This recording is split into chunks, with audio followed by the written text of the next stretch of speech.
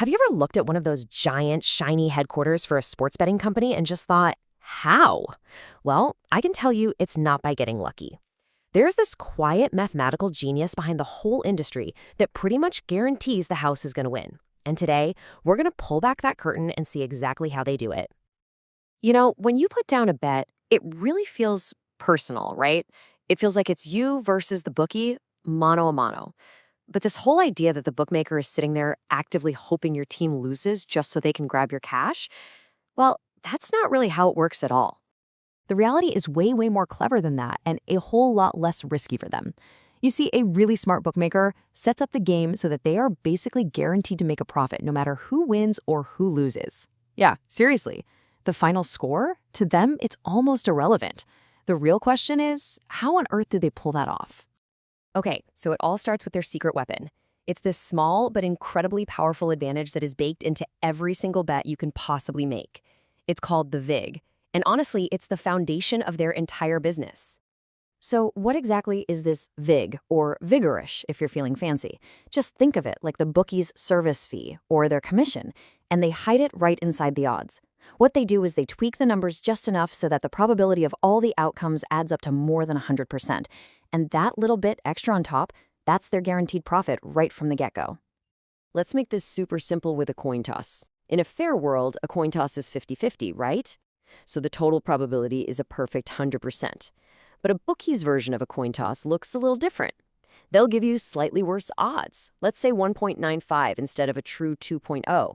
That tiny little adjustment is all it takes to push their total implied probability over 100%. And boom, there it is, that extra 2.6%. That's called the overround. That's the VIG in action. It's their guaranteed profit margin all locked in before the game even starts. But, and this is a really big but, that's only a theoretical profit. To actually turn it into cash in their pocket, they have to do something else, something much trickier. Yeah, because just setting the VIG, that's the easy part. The real art form, what separates the successful bookies from the ones that go out of business, is how they manage all the money that comes pouring in from bettors. It is a genuine balancing act. And this right here is the absolute key. A bookmaker's goal is not to outsmart you or beat you. Their goal is to be a middleman, an impartial broker who just balances their books. They want to get a roughly equal amount of money bet on all possible outcomes. That way, no matter what happens, they can pay the winners with the money from the losers and just skim their guaranteed commission, that VIG, right off the top. So this is what a bookie dreams about at night, the perfect world. An exactly equal amount of money is bet on Team A and on Team B. When the books are balanced like this, they literally cannot lose. They just take the money from the losing side, use it to pay off the winning side, and they walk away with their commission completely risk-free. But this is the bookie's absolute nightmare. If, say, 90% of all the money is on one team, their book is dangerously lopsided. All of a sudden, they're not a neutral broker anymore. They've basically become a gambler themselves, with a massive bet placed against the public's favorite team. If that popular team wins, the payout could be huge, maybe even enough to break them. So what do?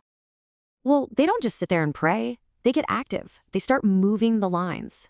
And this is where a really important person called an odds compiler comes into play. Think of them as an artist whose job is to shape the market and protect the house from that kind of crazy risk. Now, this might be the single most important thing to understand about all of this.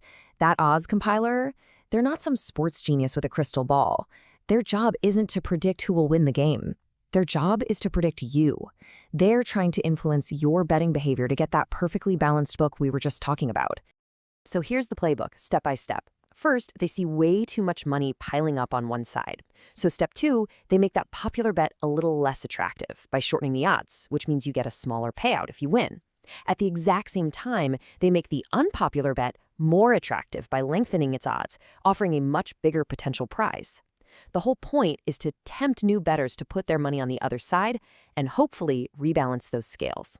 So once you understand that whole process, it kind of forces you to completely rethink what a bookmaker actually is. They're not really playing the same game you are. In fact, they're playing a totally different one. Look at it this way. A gambler, like you, takes on risk. You bet on an outcome, and you really care who wins. But a bookie, they act more like an insurance broker. They manage a portfolio of risk, hedging your bet against someone else's bet. They don't care who wins the game. They just care that their liability is balanced so they can collect their guaranteed premium, which is the big. So, the next time you see the odds for a big game start to shift all of a sudden, just ask yourself, is that happening because of some secret team news or some deep market insight? Or is it just the invisible hand of the bookmaker working in the background, acting like a clever insurance agent, just making sure that they get paid no matter what happens on the field?